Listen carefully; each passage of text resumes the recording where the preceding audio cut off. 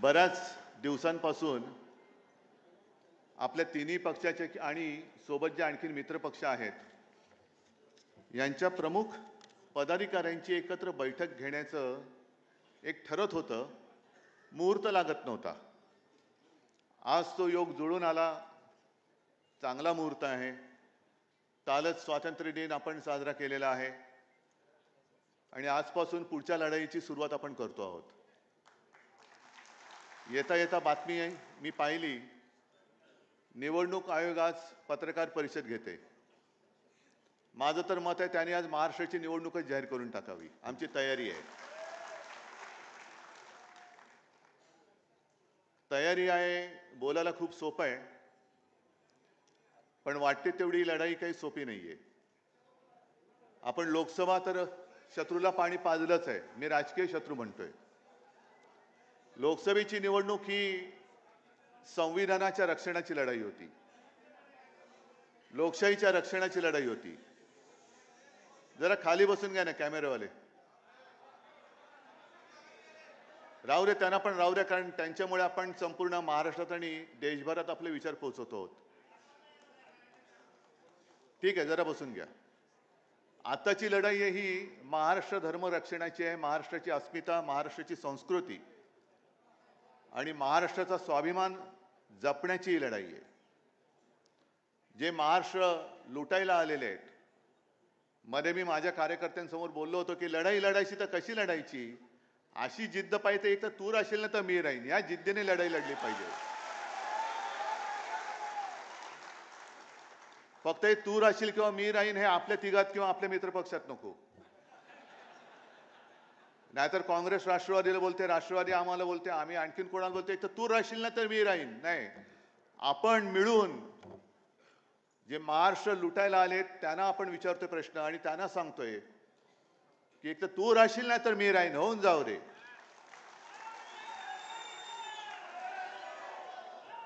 आता या सगळ्या आघाड्या वगैरे सगळ्या होत्यात. आपली तर पहिल्यापासून आहेच. सरकारला आता जाग आली की आपण काहीतरी केलं पाहिजे. म्हणजे आता ते डुबक्या मारून बघतात की पवित्र होता येईल का. मग रक्षाबंधनामध्ये ते स्वतःचे फोटो छापतायत. सगळीकडे स्वतःचेच फोटो छापतायत. तुम्हाला जे काय आज मी बोलवलेलं आहे, आम्ही सगळ्यांनी बोलवलेलं आहे, पुढच्या ज्या काही गोष्टी करायच्या त्या तुम्हाला करायच्या आहेत. आम्ही तर आहोतच. पहिल्या प्रथम आपण सर्वांनी एक शपथ घेतली पाहिजे की कोणत्याही परिस्थितीत मी किंवा महाराष्ट्राचं हित, माझ्यापेक्षा महाराष्ट्राचं हित आम्ही जपू. मला उमेदवारी मिळाली नाही मिळाली तरी चालेल, पण ह्यांना खाली खेचू. आणि साहजिकच आहे, आपल्यात काड्या घालणारी लोक आहेत, युतीमध्ये बसलेत. त्यांच्या मुख्यमंत्री पदाचा चेहरा कोण? उद्धव ठाकरे होणार का आणखीन कोण होणार? मी आज सगळ्यांसमोर स्वच्छ सांगतो की पृथ्वीराजजी तुम्ही आलात, पवारसाहेब तुम्ही आलात, तुम्ही आत्ता तुमच्यापैकी कोणाच्याही मुख्यमंत्री पदाचा जाहीर करा. उद्धव ठाकरेचा त्याला पाठिंबा असेल, या जाहीर करा. कारण मुळामध्ये मी माझ्यासाठी लढतो ही भावना माझ्यात नाहीये. ज्या क्षणी मी मुख्यमंत्रीपद सोडलं ते पुन्हा जे काही लढतोय मी माझ्या स्वार्थासाठी नाही लढत, माझ्या महाराष्ट्राच्या स्वार्थासाठी लढतोय. आणि आजपर्यंत कोणाची हिंमत झाली नव्हती, ती यापुढे सुद्धा होणार नाही. महाराष्ट्राला झोकवण्याची जो हिंमत करतो त्याला आम्ही गाडून टाकतो. ह्या इतिहासाची पुनरावृत्ती आम्हाला करायची, गाडून टाकू आम्ही त्याला. त्याच्यामुळे हे जे काय चाललंय, मुख्यमंत्री कोण होणार तर आत्ता जाहीर करा, या सगळ्यांच्या समोर जाहीर करा. आणि मी तुम्हाला पाठिंबा देतो की नाही ते होऊ द्या. सगळे चॅनेलवाले करून टाका जाहीर. मुख्यमंत्री कोण होणार आम्ही बघू, काय करायचं ते आम्ही नाही. पण आणखीन पुढचा धोका सांगतो. जो अनुभव आम्ही भाजपच्या युतीत घेतलेला आहे त्या अनुभवाची पुनरावृत्ती नकोय मला. आम्ही 20 वर्ष, 25 वर्ष, 30 वर्ष सेना भाजप युती, मग जागा वाटप व्हायचा, मग अशाच बैठका व्हायच्या आणि त्या बैठकांमध्ये जाहीर केलं जायचं की ज्याच्या जागा जास्त येतील त्याचा मुख्यमंत्री. आणि हेच धोरण हे आम्ही एकमेकाच्या पायावरती धोंडे पाडण्यात टाकायचो.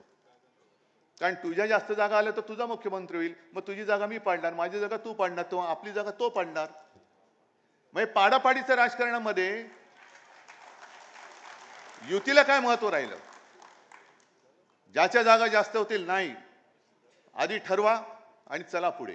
मला काही हरकत नाही त्याच्यामध्ये, ठरवा आधी, पण या धोरणाने जाऊ नका. त्याच्यानंतर आणखीन ज्या काही घोटाळे बरेच आहेत. मी आज थोडं काय विचार केला की पहिल्या प्रथम ही बैठक होते, मुंबईत होते, यजमान पद स्वीकारूया आणि जरा ओपनिंग बॅट्समनची भूमिका बजावूया आपण. ओपनिंग बॅट्समनचं कसं असतं की चांगला स्कोर केला तर केला, नाही तर विकेट फेकायची आणि मॅच एन्जॉय करायची. बाकीचे प्लेयर खेळणारे आहेतच, त्यांची बॅटिंग बघू. तर त्यांच्या ज्या काही योजना आहेत त्याच्यात आणखीन एक योजना त्यांनी काढली, हा सुद्धा एक घोटाळा आहे. आणि तुम्हाला मग कळेल की मी नेमकं काय म्हणतोय, तुम्हाला काय करायचंय, मी काय करायचं, हे तुम्ही स्वतःला विचारलं पाहिजे की मी काय करायचं.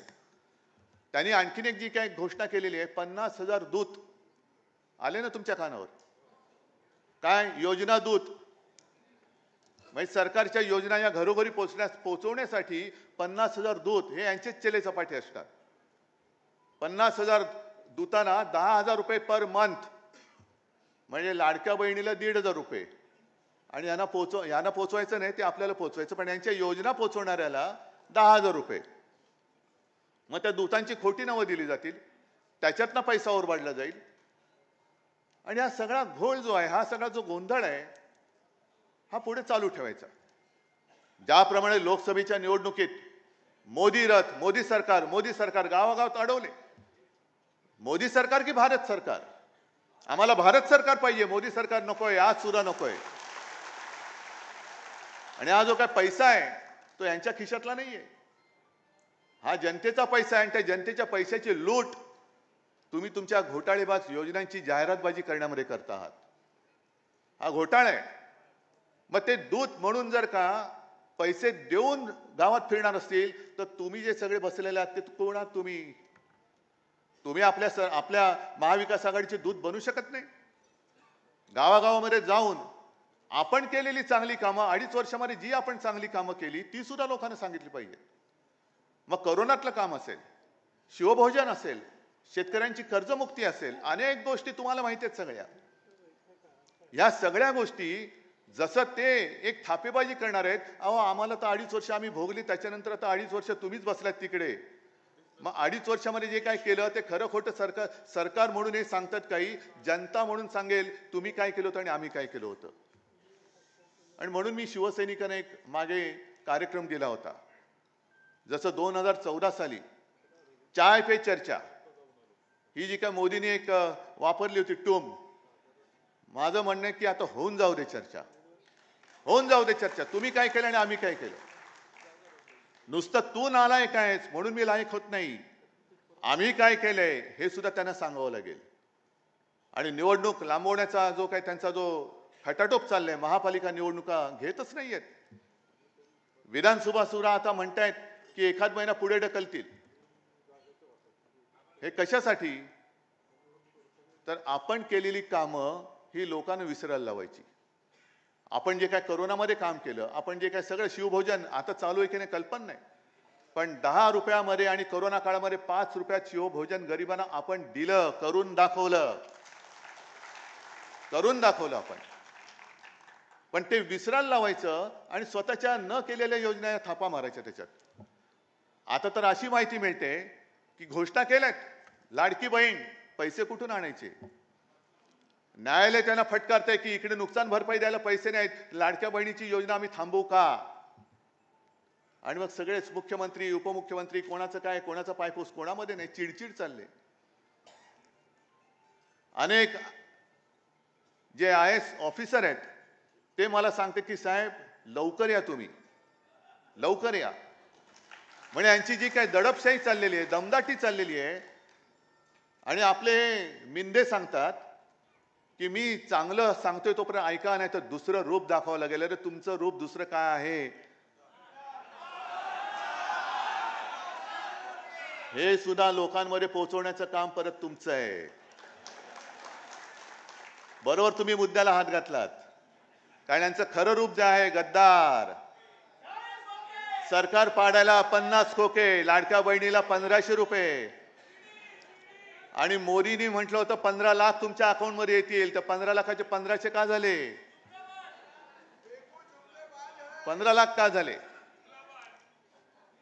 पण एकूण राजकारण जे चाललेलं आहे, काल स्वातंत्र्य दिनाच्या निमित्ताने आपले सरन्यायाधीश, ज्यांच्यावरती आमचा विश्वास आहे, न्यायदेवतेवरती विश्वास आहे, शिवसेनेबाबतचा निर्णय, राष्ट्रवादीचा बरोबरचा निर्णय येत्या 50-60 वर्षात नक्की मिळाल्याशिवाय राहणार नाही, मला खात्री आहे. याच्यात चुकीचं काय बोललो मी? नाही, कारण आपण जर सांगितलं की लवकरची तारीख द्या, ते सांगतात तुम्ही आमच्यावरती आम्हाला आदेश नाही द्यायचा. मग आम्ही हात जोडून उभे आहोत. या जन्मी नाही तर पुढच्या जन्मी आम्हाला नक्की न्यायदेवता पावल्याशिवाय राहणार नाही. पण त्यांनी काल एक पत्रकारांशी बोलताना मी बातमीच आणली मुद्दामून. एवढीच बातमी आहे, खरं अख्खं भाषण मी काय पाहिलेलं नाही, पण त्याच्यात त्यांनी म्हटलेलं आहे की बांगलादेशमुळे स्वातंत्र्याचे महत्त्व अधोरेखित. बांगलादेशमुळे, ज्या बांगलादेशला आपल्या हिंदुस्थानने स्वतंत्र केला, त्या बांगलादेशामुळे आपल्या देशाचं स्वातंत्र्य जर का अधोरेखित होणार असेल, तर आपण कशाला ह्या देशात जन्माला आलो? कोणत्या पदावरती आपण बसलो आहोत? दुसऱ्या देशात काय झालंय? अरे बांगलादेशामुळे स्वातंत्र्य अधोरेखित झालं असेल, महत्व अधोरेखित झालं असेल, तर तिथे जी काय हुकुमशाही होती, दडपशाही होती, तिच्या विरुद्ध जनता रस्त्यावरती उतरली. पंतप्रधानांना राजीनामा द्यावा लागला, सरन्यायाधीशांना सुद्धा राजीनामा द्यावा लागला. ही लोकशाही बांगलादेशातली तुम्हाला मान्य आहे? परवडणार आहे? आणि स्वातंत्र्याचं महत्व जर का जाणून घ्यायचं असेल तर भूतकाळात डोकावं लागेल. हे आपले चंद्रचूडजी बोलतात ह्या बातमीनुसार. मी माझ्या मनातलं किंवा मी त्यांचं भाषण प्रत्यक्ष पाहिलं नाही, ऐकलं नाही, पण भूतकाळात डोकावं लागेल. चंद्रचूड साहेब मान्य आहे, पण आमचा प्रॉब्लेम असा आहे की आम्ही जेव्हा भूतकाळात डोकावतो ना, तेव्हा आम्हाला रामशास्त्री प्रभूने दिसतात. रामशास्त्री प्रभूने राघोबा दादाला या प्रायश्चित्ताला, या जे काय पाप आहे, हा जो गुन्हा आहे, त्याला देहांत प्रायश्चित्ताशिवाय दुसरं शिक्षा होऊ शकत नाही, हे सांगणारे रामशास्त्री प्रभूने आमच्या भूतकाळात लपलेले आहेत. आणि आपण सुद्धा कधीतरी भूत होणार आहोत, म्हणजे भूतकाळात जाणार आहोत. आजचा जो वर्तमान काळ आहे तो उद्याचा भूतकाळ आहे. मग त्यावेळेला आणखीन कुठे काही घडलं, मग देशाचं स्वातंत्र्य, त्याचं महत्व कळण्यासाठी भूतकाळात डोकावं लागलं, तर मग आम्ही राजकारणी म्हणून काय करतो? आणि चंद्रचूड साहेब, तुम्ही सुद्धा या देशाचे सरन्यायाधीश म्हणून काय केलं, हे त्यावेळेच्या भूतकाळामध्ये नमूद झालेलं असेल. हे नमूद झालेलं असेल. आज जी का आम्ही लढाई लढतो आहोत, ही लोकशाहीचीच लढाई आहे, स्वातंत्र्याचीच आहे. ज्या पद्धतीने हिंदू, मुसलमान आणि महाराष्ट्रामध्ये सुद्धा समाजामध्ये हे जे काय आगी लावतायत. आता काय झालं, गेल्या निवडणुकीमध्ये मुस्लिम समाजाने भरभरून मतदान केलं, बौद्धांनी केलं, सगळ्यांनी केलं, हिंदूंनी तर केलंच, मराठी माणसांनी केलं. पण मुसलमानांनी मतदान का केलं? उद्धव ठाकरे बरोबर मुस्लिम का आले? मी हिंदुत्व सोडलं. पण करोना काळामध्ये जे काय आपल्या सरकारने काम केलं, हे नालायक आपले महायुतीतले आपले विरोधक, जे आपणच त्यांना मोठं केलं, ते विसरले. पण ज्यांना आपण वाचवलं ते मुस्लिम असो, बौद्ध असो, ते नाही विसरू शकले. सीए एनआरसीच्या वेळेला सुद्धा जे काम आपण केलं, एक भयभीत वातावरण झालं होतं सगळं. आता काय करणार? इथल्या लोकांना हाकलून देणार. मी महाविकास आघाडीच्या तर्फे मुख्यमंत्री म्हणून सगळ्यांना सांगितलं होतं की मी एक सुद्धा असं पाऊल केंद्राला उचलायला देणार नाही. जे या देशाचे नागरिक आहेत आणि जे देशावरती प्रेम करतात त्यांना मी इथून जाऊ देणार नाही. म्हणून मुस्लिम आमच्या सोबत आले. काल मोदीजी तुम्ही जे बोललात की सेक्युलर संविधान, सेक्युलर नागरिक संहिता, म्हणजे तुम्ही काय हिंदुत्व सोडलं? हिंदुत्व न मानणाऱ्या चंद्रबाबूच्या मांडीला मांडी लावून तुम्ही बसलात, नितीश बरोबर बसलात, मग तुम्ही हिंदुत्व नाही सोडलं? मग उगाच आपल्यामध्ये आगी लावण्यासाठी म्हणून तुम्ही ते वक्फ बोर्डाचं बिल का आणलं? बरं, आणलं तर आणलं. हिम्मत होती तर बहुमत तुमच्याकडे असताना मंजूर का नाही करून दाखवलं? तुम्ही मंजूर का नाही करून दाखवलं? नोटबंदी तुम्ही आम्हाला विचारून केली होती, आम्ही तुमच्या सोबत होतो.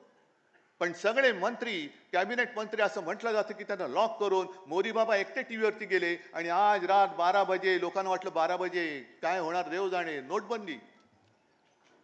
मग आज बहुमत तुमच्याकडे असताना हे विधेयक मांडण्याचं नाटक, हे थेर का केलं तुम्ही? शिवसेनेचे खासदार उपस्थित नव्हते. अरे नव्हते, कारण मी स्वतः दिल्लीत होतो, माझे सगळे खासदार माझ्यासोबत होते.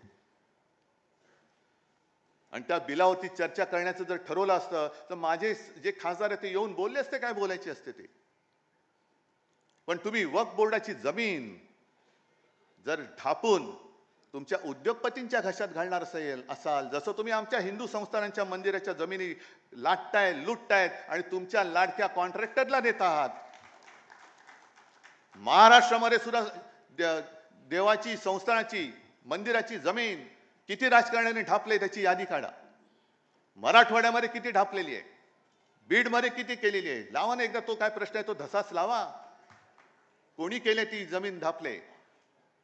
बीडमध्ये तर केस सुरू आहे. अरे वक्फ बोर्ड तर बाजूला ठेवा, माझ्या मंदिराची जमीन चोरली जाते आणि त्याच्यावरती तुमचे मित्र येऊन बांधकाम करणार असतील तर आज मी जाहीर करतो, वक्फ असो किंवा हिंदू संस्थान असेल किंवा कोणत्याही धर्माच्या जागा असतील, आम्ही वेळवाकडं काही त्याच्यामध्ये होऊ देणार नाही, अजिबात नाही होऊ देणार. अयोध्येमध्ये तुम्ही जे काही केलं, कार सेवकांनी बलिदान केलं, कोणासाठी केलं?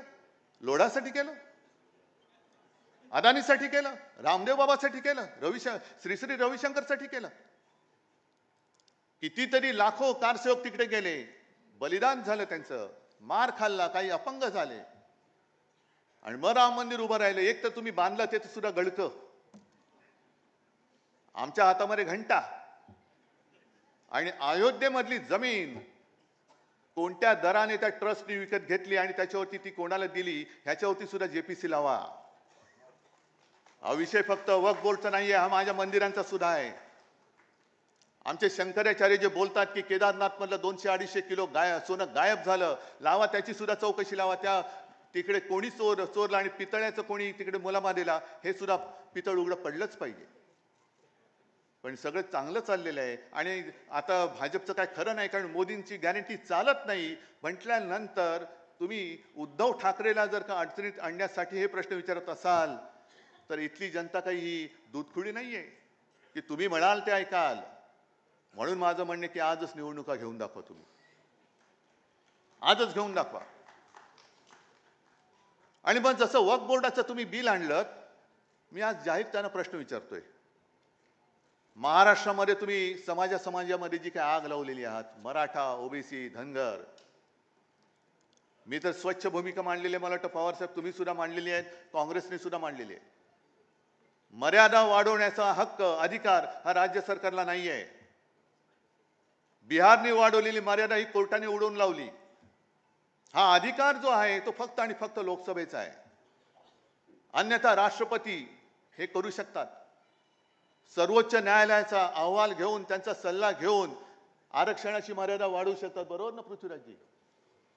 मग मराठा आरक्षणाचं बिल लोकसभेमध्ये आणा, मर्यादा वाढवा, ओबीसीचं आरक्षण तसंच ठेवा, धनगरांना द्या, सगळ्यांना द्या. आज आम्ही सगळे महाविकास आघाडी त्याला पाठिंबा देतो. आणा आरक्षणाच्या मर्यादा वाढवण्याचं बिल आणा. पण आगी लावून ठेवायच्या, धर्माधर्मात आगी, हिंदू मुसलमानमध्ये आगी, हिंदूंमध्ये मराठी अमराठीमध्ये आगी, मराठी माणसामध्ये मराठेतर मध्ये आगी. आणि त्या आगीवरती म्हणजे तुम्ही घरांच्या होळ्या पेटून त्याच्यावर तुमच्या पोळ्या भाजतात. म्हणून आम्ही तुम्हाला गाडल्याशिवाय राहणार नाही. आणि म्हणूनच म्हणतो, एक तर तू तरी राहशील किंवा मी तरी राहील. आणि ही पुढची लढाई जी आहे, बोलण्यासारखं खूप आहे, बोलण्यासारखं खूप आहे. अगदी मुंबईची सुद्धा हालत त्यांनी काय करून ठेवली ती बघा.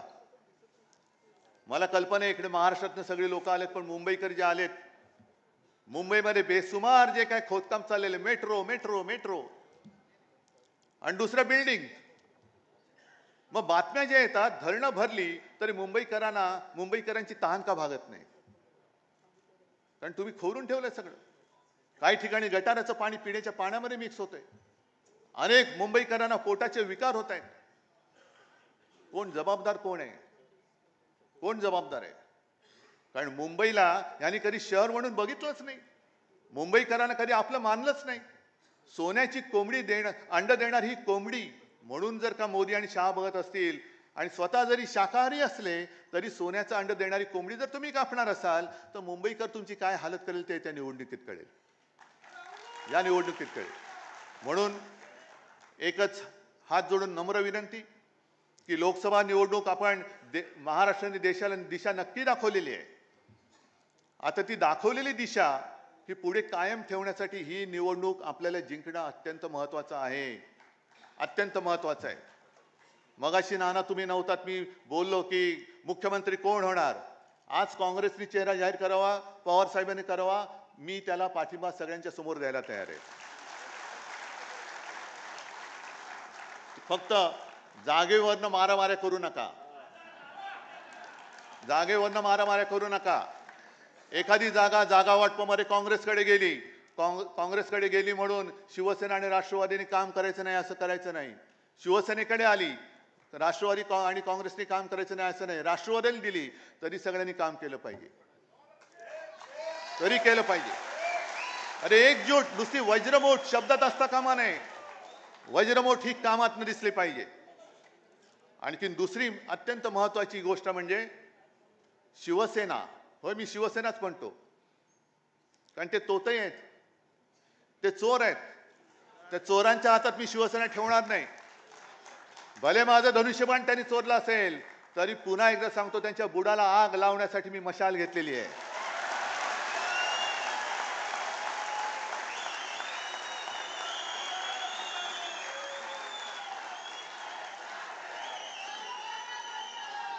लोकसभेच्या वेळेला मशालीचा प्रचार करायला जरा वेळ कमी मिळाला.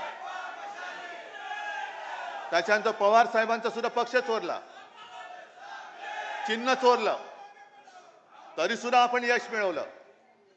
काँग्रेसच्या नशिबाने काँग्रेसचा हात त्याच्या सोबत आहे.